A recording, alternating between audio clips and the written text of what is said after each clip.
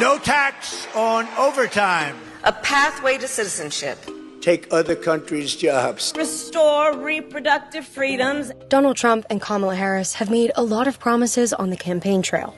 The vast majority of these promises have at least one thing in common. They need to get through the U.S. Congress before becoming the law of the land. And right now, the high-stakes fight to control the Senate and the House remains a toss-up.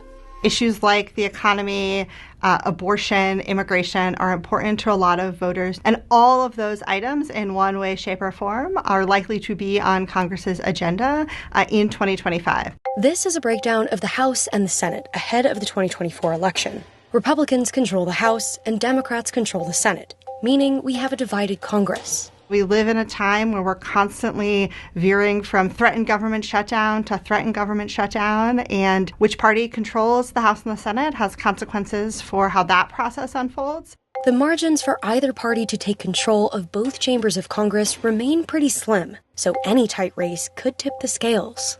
There are currently 3 vacant seats in the House. Democrats are expected to pick up 2 of those, and the remaining seat is expected to be Republican. But Democrats would still need to flip 4 additional seats to win a majority. In the Senate, Republicans only need to flip 2 seats to win a majority. With West Virginia Democratic Senator Joe Manchin retiring this year, it's all but certain that a Republican will take his place, meaning Republicans really only need to win 1 Senate seat. One state that could determine the future of the Senate is Montana. Democratic Senator Jon Tester is up for re-election and facing a challenge by Tim Sheehy, a Trump-endorsed Republican and former Navy SEAL. Tester is a 3-term incumbent, but he's serving a state that favors Trump and leans sharply red. Montanans have been totally clear with me. We need to return American strength to Washington, D.C. In the 2020 presidential election, Trump won the state by 16 percentage points. And Republicans have swept all other statewide offices and secured a supermajority in the legislature. Voters are increasingly more tribal. So they really are understanding, hey, if I want Donald Trump as president, I need to bring him a Republican Senate. Tester, he's really sort of running an uphill battle structurally against a solid Republican candidate in a state that's solidly Republican. Democrats have poured tens of millions of dollars into campaign spending and advertising for Tester, selling the message that he's a centrist politician who can work with Trump. I'm protecting our freedoms because Montanans don't like to be told how to live by anyone, especially the government. While Republicans gain momentum in Montana, Democrats are making headway in the Senate race in Texas.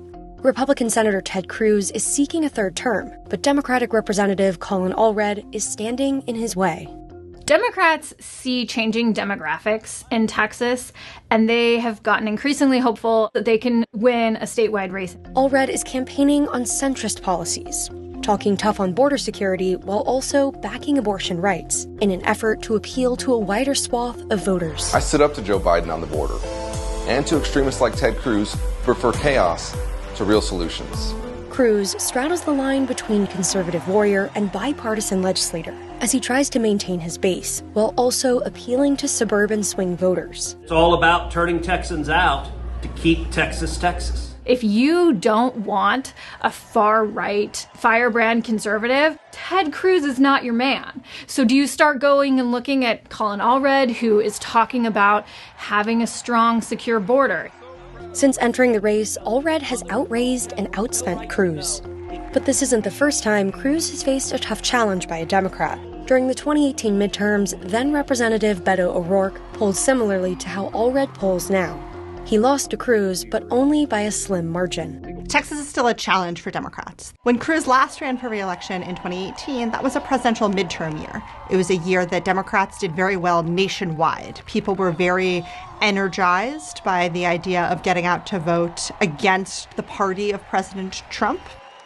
Now let's look at the House. All 435 seats are up for re-election in 2024, but Democrats only need to win a net of 4 seats in the House to take the majority. And right now, there are multiple contentious races in California and New York. They are really targeting districts where Biden won in 2020, but a Republican won those seats in 2022. And Democrats see those as their prime pickup locations. Republicans, that's where they have to defend the most. The House Democrats' campaign arm had around $87 million at the end of August, roughly $16 million more than the Republicans group. Abortion was a big issue in the 22 election. It has continued to be a big issue since then. And so in a lot of these districts where the voters might be somewhat more moderate, if they see reproductive rights as more under threat, you could also imagine that shaping folks' decisions. There are multiple significant policy decisions on the 2025 legislative agenda that have to be addressed, and whichever party is in the majority will have a huge say in their outcome.